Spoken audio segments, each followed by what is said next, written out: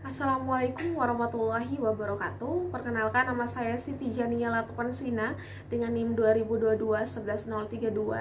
Jadi pada video kali ini saya akan memenuhi tugas ke-6 pada mata kuliah Sistem Kontrol Digital dan juga Optimal, yang dimana di sini saya akan mereview kembali mengenai materi-materi yang sudah didapatkan pada mata kuliah Sistem Kontrol Digital dan Optimal selama 6 kali pertemuan. Yang dimana di sini ada beberapa pembahasan yang akan saya bahas pada video kali ini.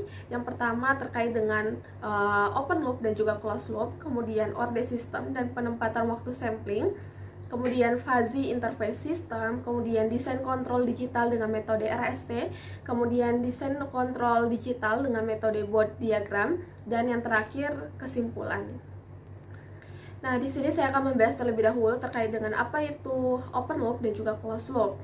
Yang dimana pada sistem open loop adalah sistem yang tidak dapat mengompensasi atau mengoreksi perubahan output apabila terjadinya gangguan. Open loop sendiri pada bagian kontrolnya hanya bergantung pada inputan dan tidak secara otomatis. Sedangkan closed loop atau feedback control adalah sistem yang dapat mengoreksi terjadinya perubahan output dari yang telah ditentukan atau disetting apabila terjadi gangguan. Closed loop bergantung pada sinyal input dan respon output dan secara otomatis. Kemudian di sini saya akan membahas terkait dengan order system, yang dimana order system adalah urutan turunan terhadap waktu yang digunakan untuk menggambarkan perilaku dinamis suatu sistem. Respon sistem sendiri adalah perubahan perilaku output terhadap perubahan sinyal input, di mana respon sistem berupa kurva yang akan menjadi dasar untuk menganalisa karakteristik sistem selain menggunakan persamaan atau model matematika. Kemudian di sini terdapat jenis-jenis dari respon sistem sendiri. Yang pertama ada domain waktu dan domain frekuensi. Oke, kemudian di sini ada fuzzy interface system, yang dimana fuzzy interface system atau singkatan dari FIS adalah metode yang digunakan untuk membuat keputusan atau penalaran berdasarkan logika fuzzy. Atau sistem inferensi fuzzy adalah penarik kesimpulan dari sekumpulan kaidah fuzzy.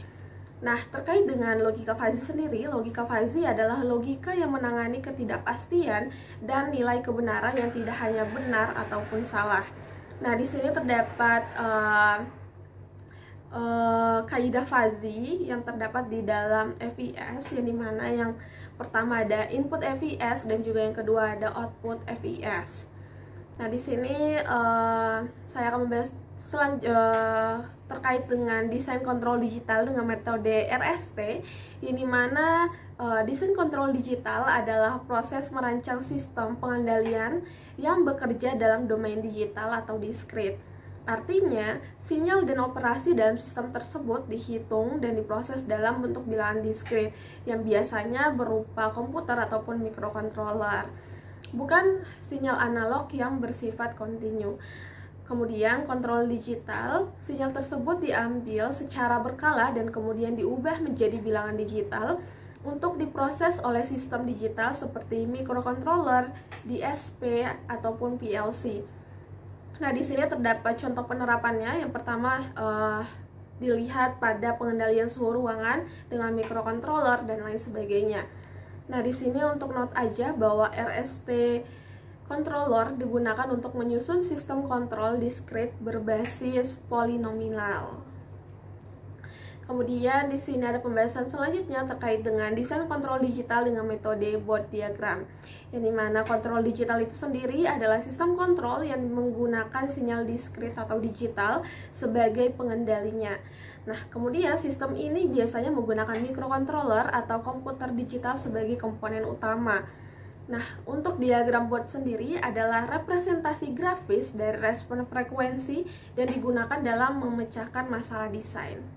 Kemudian di sini ada sedikit penjelasan terkait dengan sejarah diagram Bode, yang dimana diagram Bode diperkenalkan oleh Bode pada tahun 1938 dalam konteks analisis dan sintesis rangkaian, khususnya dengan desain penguat dan filter elektronik, dan segera diterima oleh komunitas kontrol.